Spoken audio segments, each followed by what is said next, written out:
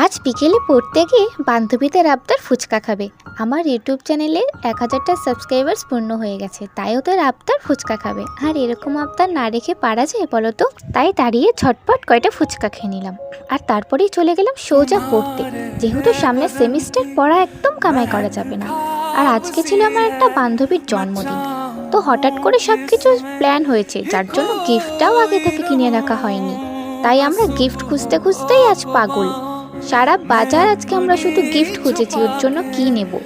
শেষ পর্যন্ত আমরা শাড়িতে কনভার্ট হলাম। ভাবলাম সামনে বসন্ত উৎসব, এমন একটা শাড়ি দিই যেটাও পরতে পারবে। আর আমি এখানে মিরর দেখলেই ক্যাত মারতে শুরু করে দিই। যাই হোক, তারপরে এই শাড়িটা আমরা নিয়েছি, কেমন হয়েছে বলো কিন্তু কমেন্টে। তারপরে চলে গেলাম ওর রেস্টুরেন্টে, মানে ওর বার্থডে যেখানে সেলিব্রেশন হবে সেইখানে। আর দেখো, এই যে আমাদের বার্থডে গার্ল, কি মিষ্টি না দেখতে, ওর জন্য কিন্তু তোমরা উইশ করে দিও।